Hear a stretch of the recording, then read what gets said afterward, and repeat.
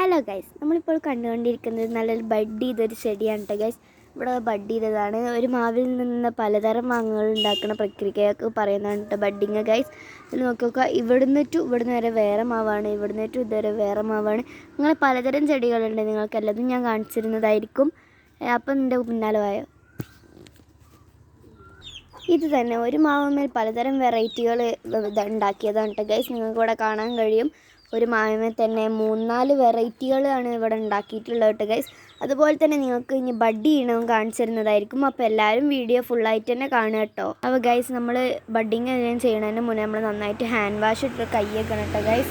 അതിന് ശേഷം guys, scion എടുത്തതിന് ശേഷം നമ്മളൊരു ബ്ലേഡ് വെച്ചിട്ട് അത് വീഡിയോയിൽ കാണുന്നത് പോലെ അതിൻ്റെ മേൽഭാഗം എന്താ പറയുക, ഒരു വി ഷേപ്പിലാക്കി കട്ട് ചെയ്തെടുക്കണം.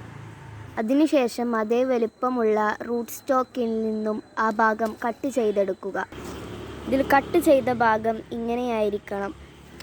അതിനുശേഷമുള്ള ബാക്കി ഭാഗം ബ്ലേഡ് വെച്ച് അകത്തിലേക്ക് ഒരു കുഴിയാക്കി കൊടുക്കേണ്ടതാണ്. പൊളിച്ചു കഴിഞ്ഞ ഭാഗം ആണ് നിങ്ങളിപ്പോൾ കാണുന്നത്. അതിനുശേഷം നമ്മൾ സയണായി എടുത്ത വി ഷേപ്പിൽ കട്ട് ചെയ്ത ഭാഗം അതിൻ്റെ അകത്തേക്ക് കയറ്റി കൊടുക്കുക. അപ്പോൾ കാണാൻ ഇതുപോലെ ഇരിക്കും. ഇതേവരെ എല്ലാം ശരിയാണ്. അതിനുശേഷമാണ് നിങ്ങൾ ശ്രദ്ധിക്കേണ്ടത്. അതിനുശേഷം ഒരു പോളിത്തീൻ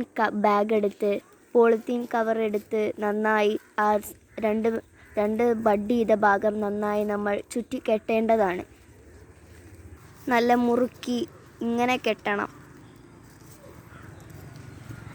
അപ്പോൾ ഗൈസ്, ഇതുപോലെയാണ് കേട്ടോ നമ്മൾ ഇതാക്കി ചെയ്തെടുത്തിട്ടുള്ളത്. നമ്മൾ കവറിൽ വെള്ളം ഇതാക്കിയിട്ട് കവറിൽ വെള്ളമാക്കിയിട്ട് ഇതുമാതിരി ചെയ്യുക. അപ്പോൾ നമ്മൾ കുറച്ച് കഴിഞ്ഞ് കഴിഞ്ഞാൽ ഇത് തന്നെത്താനെ ഉണ്ടായിക്കോളൂ കേട്ടോ. കുറച്ച് കഴിഞ്ഞ് കഴിഞ്ഞാൽ മുളയും വരുന്നതായിരിക്കും.